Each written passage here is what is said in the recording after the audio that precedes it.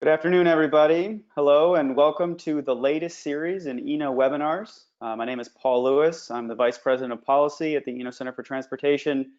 This is the second in a short summer series that we are co-hosting with California State University of Long Beach on workforce. And today's webinar is called The State of the Transportation and Mobility Workforce. Today, the webinar is going to focus and kind of provide an overview of some of the key benchmarks for gauging the preparedness and resilience of the transportation and mobility workforce, addressing ways that transportation access can affect the ability to retain and recruit logistics workers, as well as discuss career pathways and solutions for all different kinds of workers to support and recruit and empower future transportation professionals. My co-host today is Tyler Reeb, who is the Director of Research and Workforce Development at the Center for International Trade and Transportation at the California State University of Long Beach. He's also editor of Empowering the New Mobility Workforce, Education, Training, and Inspiring the Future. These webinars build off the findings in that book to help point to practical solutions to build a healthy and resilient workforce. This is a timely topic, obviously, with everything going on. And we're really looking forward to hearing the conversation between Tyler and the panelists that are joining us. Tyler's going to introduce those panelists in just a second, but as a housekeeping note, we are going to be taking questions at the end of this webinar. For those of you that are joining us live, if you have questions at any time, please submit those via the questions function on the GoToWebinar control panel. I will then take those questions and ask them directly to the panelists in the last 15 minutes or so of the time that we have today. And please note that the recording will be available on ENO's website following today's webinar. With that, let me turn it over to Tyler and the panelists. Tyler, please go ahead. Thank you, Paul, and thank you everybody for joining us today. This is a great opportunity for us to build on all the great contributions of the authors to the book that Paul just mentioned, Empowering the New Mobility Workforce. And these conclusions from the book, which I'll talk about in a second, are that much more important after the recent couple months we've all faced with a global pandemic and then a great deal of social unrest as well. Long story short, we've all seen how supply chain, for example, has become a household term as the American public has become very aware of what happens when we have supply chain shocks. We're all aware that public transportation ridership in some cases has dropped 90%. There's all kinds of mobility challenges that we are facing. A recent Microsoft report found that e-commerce usage has doubled during the COVID-19 period. So all of these things really drive home how important, how critical the mobility workforce is, the professionals who design, develop, operate, and maintain the systems that get us where we need to go and get us the things we need. Workforce development is a term that has become increasingly important in transportation and mobility circles. From my standpoint, I became really aware of the importance of transportation workforce development after a very important national summit that included leadership from leaders in industry, government, education, and brought together 3 critical branches of federal government. At that summit, some key trends, key concerns were identified. One was an aging workforce. In some cases, we have workforce that's more than half baby boomers, meaning we have an entire workforce that has half its ranks, and very experienced ranks at that, ready to retire. Another major concern was that incoming generations were not as aware of the opportunities in transportation and would likely go to other fields. Other challenges reported were difficulty, in addition to recruiting, to retaining. And then alongside all of that, considerable transformational trends driven by technology as well as socioeconomic trends, most recently, of course, COVID-19.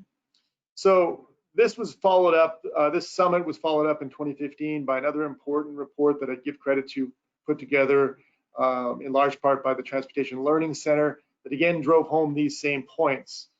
So over the last, say, since 2015, the last 5 years, there's been increased attention paid to workforce development, and that's a good thing. Those original concerns identified are still in place, and that was really the core focus of the book, Empowering the New Mobility Workforce, enlisting experts in different modes of transportation to address targeted workforce development problems and look for ways to address them from those problems from a research standpoint and ideally find solutions. Bringing together this great, rich team of experts led me to two big eurekas in the book. The first was that across all modes, it's critical that measures are taken to develop a more resilient workforce so that the people who design, develop, operate, and maintain our systems that move people and goods are able to produce more resilient systems. And this, again, has just been driven home by recent challenges. The other big takeaway from the book and from just my general reading of the literature is that people in the United States and in countries all around the world who do not have access to mobility systems that get them where they need to go or get them, their families, and their communities the things they need are more than likely facing poverty conditions. So within this effort to promote transportation workforce development and mobility, there is an opportunity to use transportation workforce development, empowering the new mobility workforce to in fact create opportunities for social mobility. One of the big takeaways from COVID-19 and all that we're dealing with is it's redefined our notion of what mobility means. I think we all understand that if we are able, for anybody who's been able to retain their job and work at home and take care of their family and continue to take care of their essential responsibilities, appreciates the value of that statement. It also makes it very clear that those people who have to go out, who have to go to a workspace, are often facing very tough decisions. They have children at home right now who, during the school year, who they don't have childcare options for anymore. And these socioeconomic issues all feed into this larger mosaic of mobility concerns. So it's a lot to tackle, and the only way to do it is through principled research and taking into account the multiple variables that add up to a nation that provides a resilient mobility system. So with that, I'd like to introduce Brian Cronin. He's the Vice President of Human Capital for ICF International. Brian contributed a great chapter with his colleague Alison Alexander, addressing a lot of these major transportation trends from the perspective of an industrial psychologist and somebody who does a lot of market research. Brian, I'd like to just begin by asking you, of the big trends that we saw in the 2012 summit and some of the follow-up reports, what is the state of transportation now in light of those metrics? Are those still the big intractable concerns, and what others should we be paying attention to? Yeah, thanks, Tyler. It's a great question. Much of my career has been spent focused on transportation workforce development. I've done a lot of studies within organizations, looking at the trends inside organizations, how they get the right people in the right place at the right time with the right skill set. I've also worked at the industry level with Tyler and others on the phone, but looking at the cross-cutting themes and solutions that can help the transportation industry as a whole. And Tyler, to your question, I think, you mentioned a couple of the big four trends already, but I just wanted to mention a little more detail on those and then mention two others. The one that you talked about that we've been seeing over the last 10 years or so, dating back to the 2012 summit, is this dramatic demographic shift in the workforce. With the baby boomer retirement, we're seeing a lot more multi-generational workforce compositions in agencies, as well as more diverse workforce compositions, which has a big impact on the culture within agencies and the interest of employees. So that's something that certainly needs to be considered. You also mentioned new technology, and we're seeing it not only in the vehicles that are used, from more electronic vehicles and autonomous vehicles, vehicles with AI, but also in the tools that employees use on the job. More tools are becoming computerized, and it's taking just a different skill set to work with that equipment. And then the demands on the organizations themselves are changing and evolving. Organizations are being asked to do more with less, but at the same time, users of transportation systems want more real-time information. And so they're looking for hardcore data, which means that the people behind the scenes at transportation agencies need to know data analytics, data science, and use those in decision making and communicating to the public.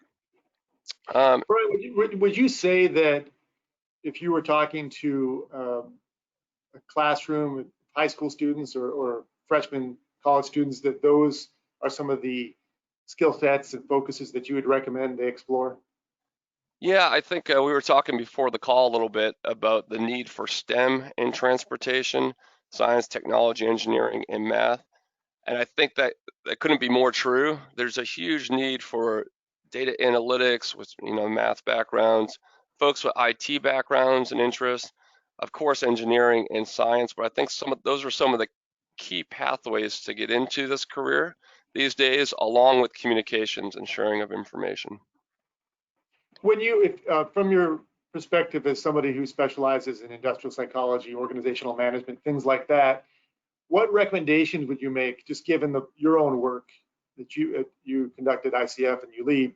What would you tell leaders of organizations to consider from the top down priorities? In terms of the organizations themselves and where they should focus in terms of workforce development? Right. Yeah, Exactly. I think I had a chance to recently work on a study for NCHRP, and there's a task force right now that's looking at the digital revolution inside transportation agencies. A great group, and they're focused on how the agency is evolving in terms of the use of technology, the use of better internal systems, the use of communicating with the public, and then how those changes are impacting the workforce. And I really think that's where executives and leadership needs to focus: is how are position descriptions evolving? How do we need to update recruitment and retention methods and succession planning to make sure that those future skill sets, or even today's skill sets, are represented in those programs? That's helpful. I appreciate that. I think that's a perfect jumping off point to go into some of the access problems that impact the workforce. I'd like to next transition to Professor Genevieve Giuliano, who is the director of Metrans and a very esteemed professor at USC. One of the takeaways I mentioned earlier that we're all getting out of COVID-19 is that our very definition of mobility has changed. The ability to not need to move in order to work, to be able to work from home, is a profound sort of mobility that I don't think we really thought of before. And in many cases, there are frontline just workers in our economy who don't have that luxury. So what does it mean when you are depending on transportation systems to get somewhere because you have to? Dr. Giuliano contributed some great research to empowering the mobility workforce that addressed that issue with supply chain workers.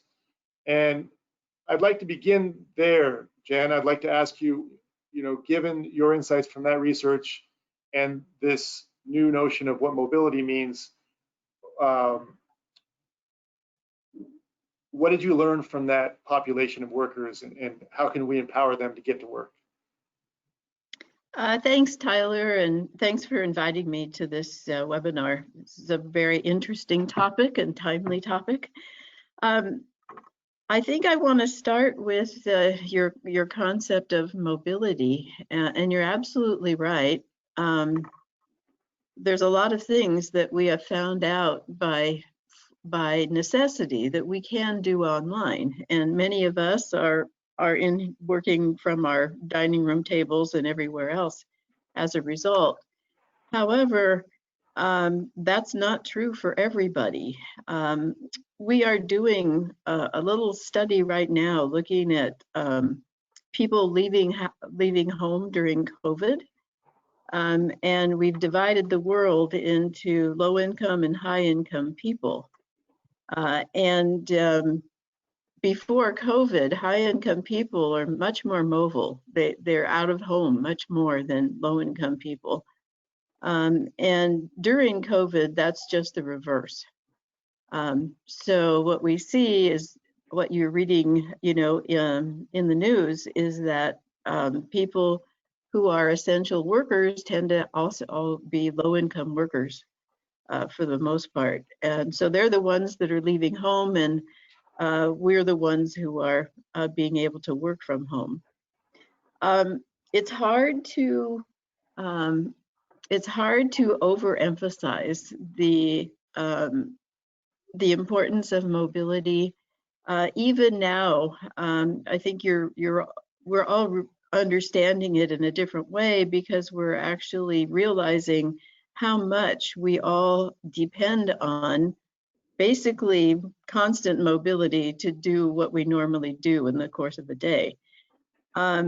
Just to remind everyone, mobility doesn't just get us to work, it gets us to school, it gets us to see grandma, it gets us to see our friends and family, it gets us to good medical care, it gets us to the food that we want to buy, and so on. So this is not just a job story in terms of mobility, but nevertheless, of course, it's really essential to jobs.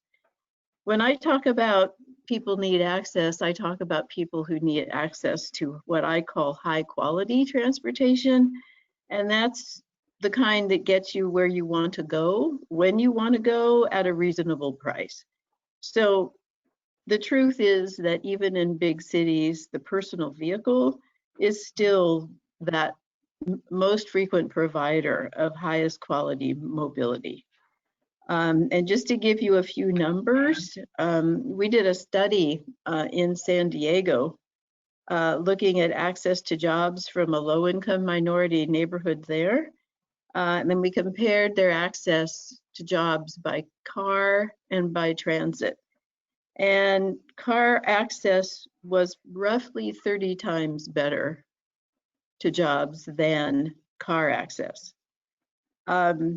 When we did our study that's published in the book, we did a similar analysis, and this was simply for warehouse and distribution workers. And we got exactly the same result. And this was for Southern California region. So roughly across the region, car access to these jobs is roughly 30 times better than transit access.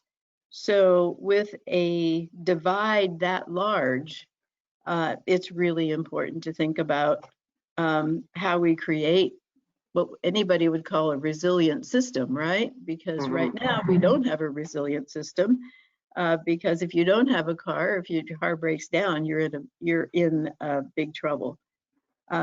So I think what we really need to think about is how we can reduce that divide, at least to some extent.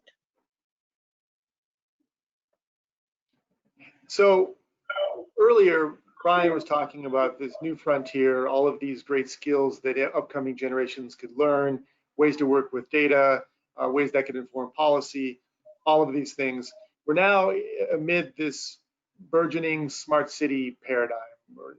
And like all technologies and technological movements, there's the potential for an increased digital divide, meaning things get worse for the populations you're talking about.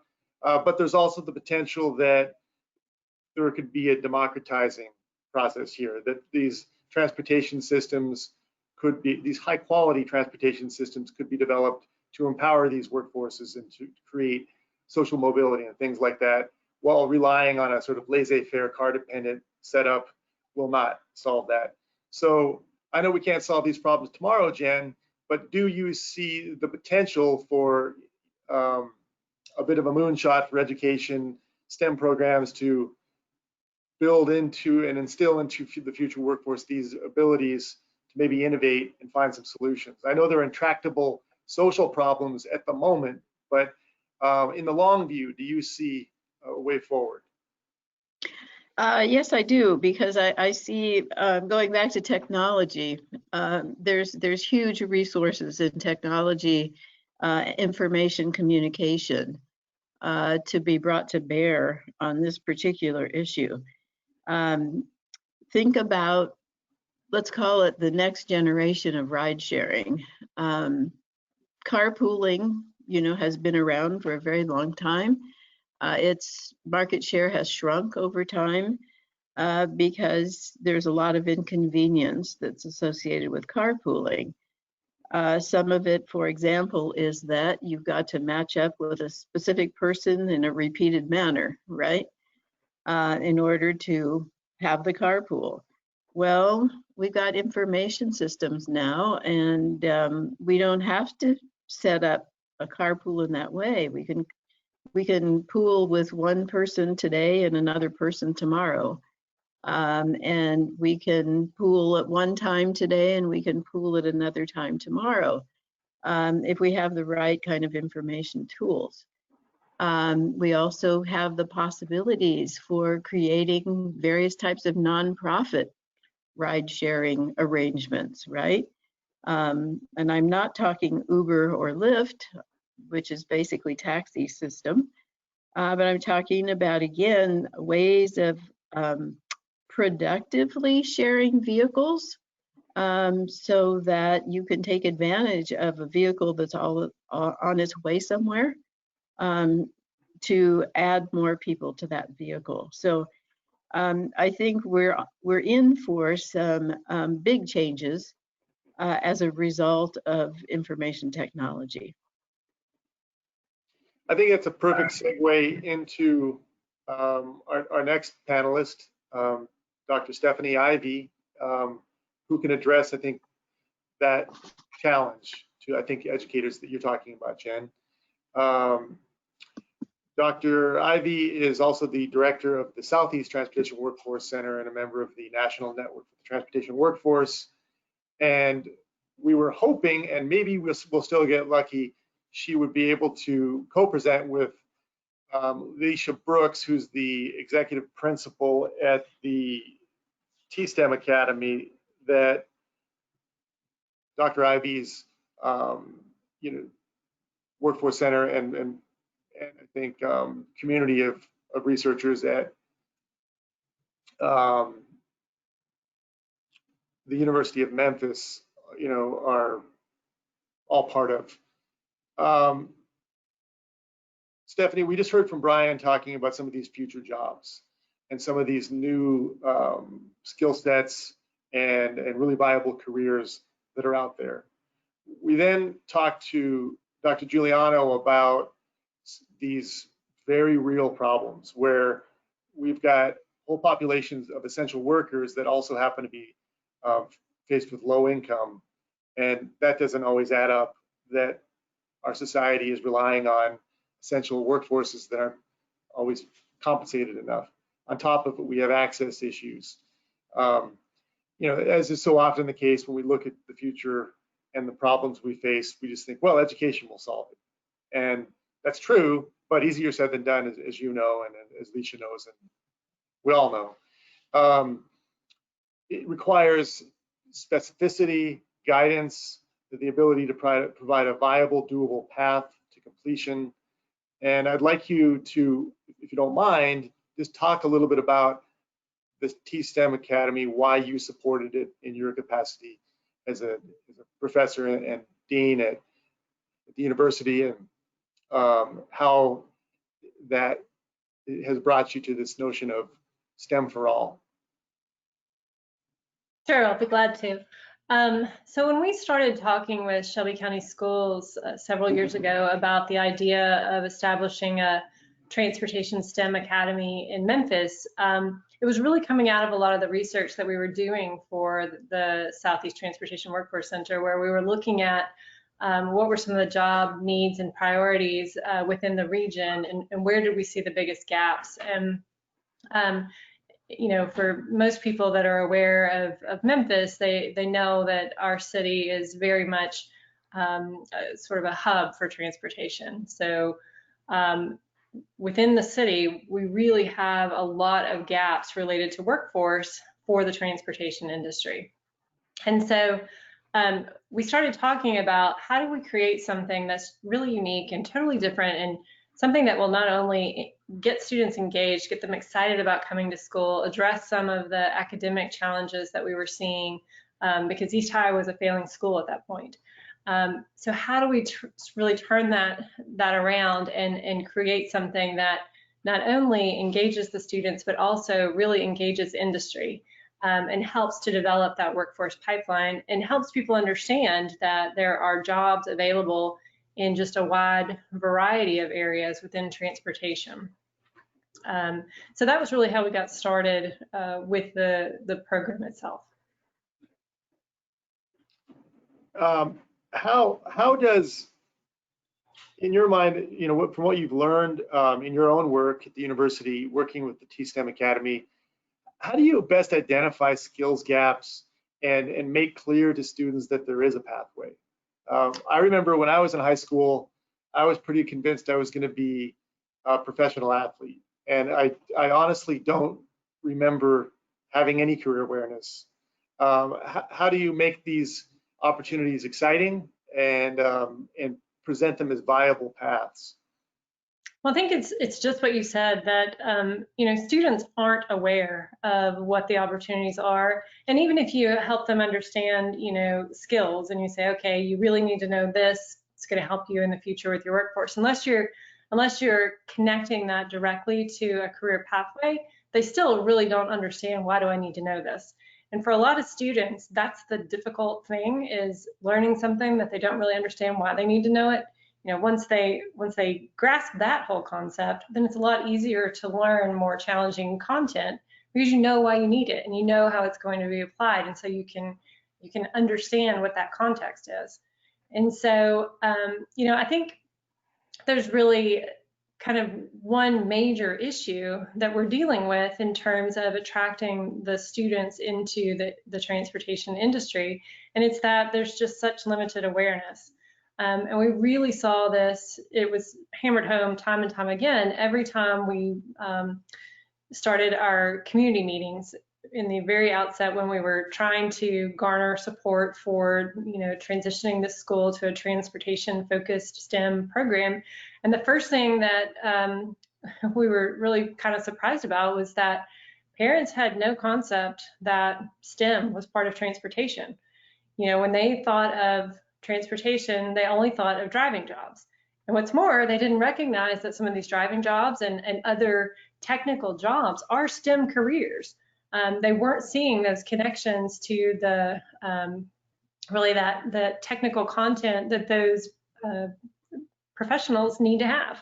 And so we realized that kind of the biggest issue is this whole lack of understanding of what transportation is and what it can be. And, you know, one of the things that we talked about before the call was in the parent meetings, I started turning the conversation around and saying, all right, you tell me what you would like for your student ultimately to have the opportunity to do, and I'll tell you how they can do that in transportation. And so it was making those connections with parents first, getting that buy-in. And then once we had the students in the program, it was making sure that we were bringing in industry constantly. So it's not just a one-time thing. It has to be something that is just integrated throughout the culture of the school. And you have to really build that culture of career within the program, because that's what helps connect the dots for students. And that's what helps them to understand, I need to learn this because I want to get to this point. And that's how we start to address those gaps, not only in skill sets, but also in people pursuing various professions. I like that very much, a culture of careers, bringing in industry support. You know, there's, I think, an unfortunate false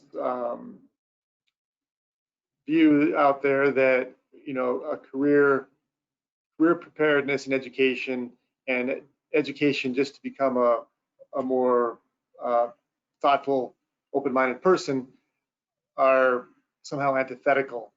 And I see a great opportunity along the lines that you're talking about to present to young people that they have opportunities to pursue careers that they could, where they could quite literally rebuild America and rebuild systems in some very exciting ways that would promote social mobility. So it's bringing those two together in a good way. And I'd like to get to the Q&A session portion of this webinar in a minute here.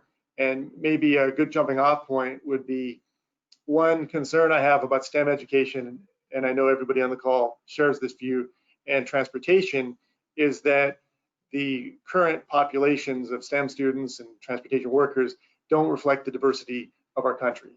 So how do we get over the stigmas? How do we get a STEM workforce and a transportation workforce that reflects the demographics of America today, not of 1950? And I think if we're able to do that, that solves our gaps in the ranks and our recruitment issues. The question is, how do we bring together, I think, all of this great commentary and insight in a way that's actionable and that empowers young people and teachers to work, you know, to see these opportunities and get emerging professionals and incumbent professionals who want to make a shift into these really viable and important careers. So I would like to invite Paul back if you're around, and let's go into the Q&A portion. There's this is a broad topic, but I think there are some really core themes here that we all, I think, would like to chime in on. Absolutely. Thank you for everything, Tyler. That was a really rich conversation. You are right. We did kind of go pretty broad in many respects, and the questions that are coming in, again, folks on the phone, you are welcome to type in your questions to the question function. I'm kind of curate some of those, combine some of those, because we're getting a lot of themes related to the different conversations we had over the past half hour. And I want to start with one that talks about access to the jobs. And this is something that Jen in particular picked up on. I think you said that cars were up to 30 times better than public transit in terms of job access.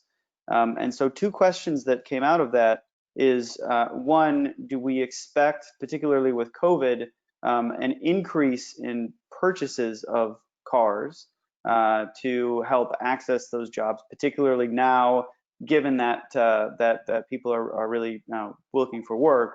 And second, if it's really 30 times better, I mean, how can improvements to transit even hope to compete with the private automobile? And kind of what is the future of the multimodal transportation system? Okay, let me start with what was the first part of the question again? Yeah, so two parts. I mean, one, do we expect an increase in car purchases? Oh yes, because okay. of COVID, and the second part Okay. is how does other modes compete in our multimodal transportation? I'm going to say I would expect an uptick, a temporary uptick in automobile use, and sort of there's going to be a tail of prolonged reduction in transit use until people are feeling more safe than they are now for their own health. So I see that coming. I don't see that as a long-term trend, however. In terms of the 30 times, that's our region-wide estimates. And what you see when you start to look closer into certain places is that there's much less difference in higher density places that have a good mix of jobs and population. So things are not that dire in the cores of cities, whereas areas in the periphery that have very low densities and very dispersed land use patterns are really almost impossible to serve effectively with transit. So in terms of where do we go next, the first thing is that we need to focus on improving transit in the places where it is competitive, close to competitive, meaning in more dense areas and more core areas. And we need to think beyond, the single automobile that all of us have in our driveways everywhere else. And that's actually why I was talking about things like a new generation of ride sharing and car sharing that I think will start to move us towards more multimodal transportation, even in the more difficult areas for transit. Got it. Thank you. The next question, there's a couple that have come in for you, Brian. You talked about institutions and kind of your experience there. What is the role for labor unions in developing these skills for attracting and retaining workforce? That's something that didn't really come up much during the conversation today. Can you talk a little bit about labor unions and their role in all this? Sure, I think it's a great question, and I think labor unions can play an important role in helping to ensure that training and job development and career opportunities keep up with the evolving skill needs within organizations. And so I really see that there could be a partnership there in unions wanting to represent what's best for staff and giving them the skills they need and the opportunities for development they need, and the organization who really needs to encourage that development to make sure that it can meet its future business needs. So I see them playing a very important role, and there should be a good partnership there, in my opinion, moving forward, because there's a similar goal, I think, on both sides of the table. I might add that I think one thing that needs to be said, and it's always a tense thing to say with negotiations with organized labor, is that certainly leaders in organized labor need to go to bat for their workforce populations. Mm-hmm. And a near-term concern would be you gotta get what you're entitled to and make sure that there's a fair wage and all of these things. It seems that it's more and more, when I look at all these different scenarios where in some cases there's a fight over technology, there needs to be a longer term discussion about, okay, we know in the near term we have to have this debate about compensation and all of these different things and contractual matters. In the longer term, we know the technology is coming, so what are we going to do about it? And that's a very tricky discussion. Mm-hmm. But I know that it's critical, and I think the labor leaders who are able to work with, leaders in industry and government and education to find a way to broker near-term concerns while also not losing sight of inevitable trends will ensure that workforces aren't left behind. That's great. So kind of building off that, and a question I think for Brian and Stephanie too is, what is also the role of professional societies? A bunch of questions have come in talking about the role of STEM education and other careers in transportation like urban planners, which don't necessarily fall into the typical STEM background, but obviously can rely on some of those skills. So I guess a multi-part question is, what is the role for STEM education as it relates to things like urban planning? And then also, what about professional societies, whether it be for planners or engineers or other maybe non-unionized parts of the workforce? What role do they play in this field? And then we'll start with Brian, and then Stephanie can take over. And did they play a role in setting up the STEM Academy that you put together? Well, Stephanie, I may hand it to you, since with your academy, I think this fits very well with the question. So I'll let you take it away first and then jump in if that sounds good. Okay, sure. So, I think one of the things to keep in mind about STEM is that there's a lot of different definitions of that. You can be talking about just the specific subject areas, science, technology, engineering, and math, or you can be talking about a way of teaching and learning. And so from our standpoint, that's really the kind of the area where we focus. This is a whole new way of thinking about a problem. And so that does include all sorts of areas and disciplines that are not just traditional STEM disciplines. So planning, absolutely. It also means that you're talking about pathways that may be that you achieve through a certification or technical training or community college, or maybe it is a four-year university or an advanced degree beyond that. So there's a lot of diversity there. And then I think, in terms of professional organizations, they were huge for how we went about the Transportation STEM Academy, and in particular, the Institute of Transportation Engineers was just a tremendous driving force. The volunteers that we had, we actually had ITE members that came in and were part of those community meetings to help tell the story of transportation. And so some of them were engineers, some of them were planners. They were all different kinds of people that were involved in the organization. So I think professional organizations have the power to really harness that that group of people that can tell the story, that can attract the students, and can really help teachers integrate that real world content. Yeah, and I'll add to that. It's a very good point. I think anytime we can look at these issues at a macro level, it's helpful. And the associations have the ability to do that because they're looking across organizations. Otherwise, every organization is struggling with similar issues, but trying to solve it independently, and therefore, sometimes duplicating efforts, or we're not able to realize the full efficiency of working together. But the associations have the higher level view and can bring those challenges together and the skill needs together to then partner with groups like the work you're doing, Stephanie, with the STEM schools and other groups to make changes happen. So I think they're really critical in the whole process, similar to schools, Department of Labor, local workforce boards. I think they all play a role in bringing together the higher level resources to really move the needle in addressing some of these challenges. I'd agree with that, Brian. I think also, while workforce development is definitely playing the long game, there have been some excellent implementations. The T-STEM Academy, great example. We're now at a point now where we could do a longitudinal study and track the success of graduates, as we've discussed, Stephanie. Here in Long Beach, we have the Academy of Global Logistics, which is another small learning community focused on supply chain. And there's an opportunity, I think, to find these great pioneering examples and look at ways to scale them through these associations in the ways that you're talking about, Brian.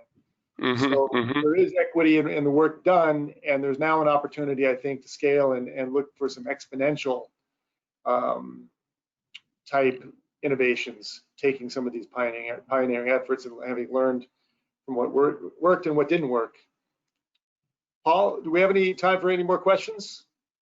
Yeah, actually, so I know the webinar is supposed to end at 2:45 Eastern. I want to extend it just a little bit because we've got a couple good ones come in.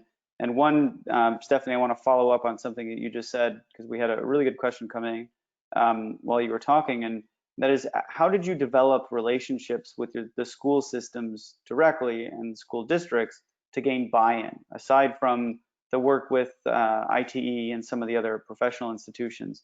What was it like to build buy-in in the community and in the school district? That's a great question, and I think the most important or the fundamental thing that made this work for us is that we had the data to start that conversation with. So I mentioned that we we approached the school district with the data from some of our research about regional job needs and priorities. And that was the first step in building the business case for why this makes sense. Then the next step was reaching out to industry partners or potential industry partners to say, okay, so if we move forward with this, would you be behind this approach? And then are you willing to do X, Y, Z? And I think the really telling point and the thing that sold the district so quickly was that I reached out to 20 potential industry partners and we got 20 yeses. And they weren't just 20 yes, it was 20 absolutely yes, this is needed. And they responded immediately. So I didn't even have to heckle people to respond to my emails. And so it was both the fact that we had the data, so we were presenting that case very clearly, And then we had the buy-in from industry who wanted to be involved and were willing to not only provide time and energy to make it happen, but they put in money as well. Got it. That's great. So I want to ask one more question, and this has come up a couple times from a bunch of different people. And so the question is really about COVID, right? The crisis in front of us. You all were part of writing this book really mostly before the crisis happened. I think that you would agree that many of the conditions and challenges remain the same despite the pandemic, but it's also been a monumental shift in the workforce landscape. And so my question is, how has COVID-19 changed the workforce landscape?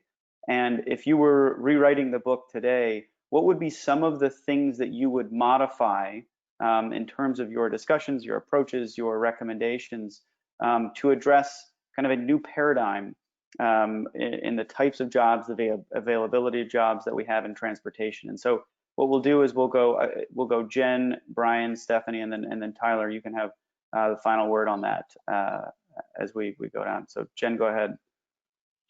I think the word is flexibility for me. The ability to respond to very, very rapid changes in the demand for product, in how people can or should work, all these kinds of things, I think tells me that we need to put a lot more focus on flexibility in how people work, flexibility in where people work, flexibility in how we educate people so that they can be very responsive and very, and respond to rapid change. So for me, that's kind of the big lesson that I think I'm learning.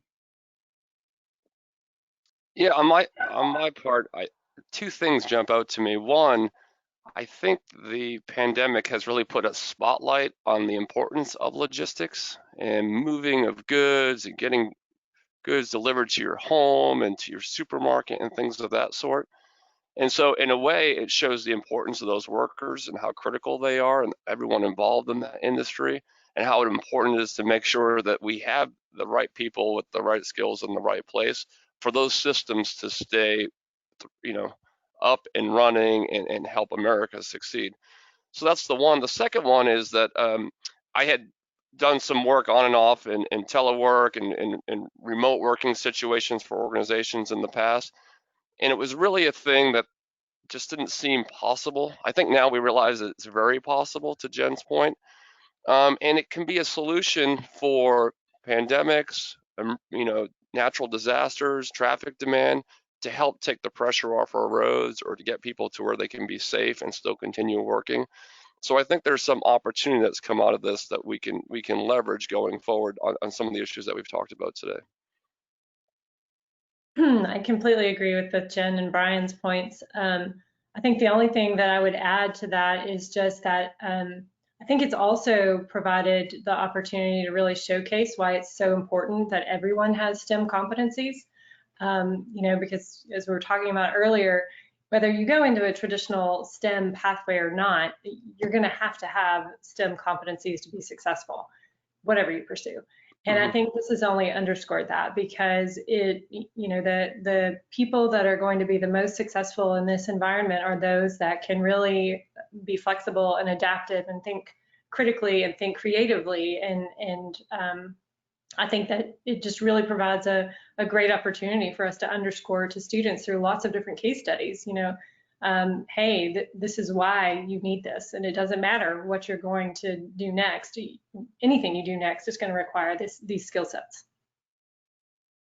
Those are all excellent points. The only thing I could really add would be that, drawing off one of your points earlier, Stephanie, I'm astounded by how many public and private sector industry partners, I'm talking large organizations, national and internationally recognized, want to support certification, workplace learning, apprenticeships. They're just looking for a way to do it. And I think the kind of thinking and talent and abilities reflected on this webinar demonstrate that there is a way forward. We just have to figure it out. So when we look at COVID, when we look at the social unrest that was on the heels of that we're facing both still now, Paul, I would say if we can work together to identify leveraged industry-supported career pathway opportunities that promote social mobility, that addresses a lot of what we face.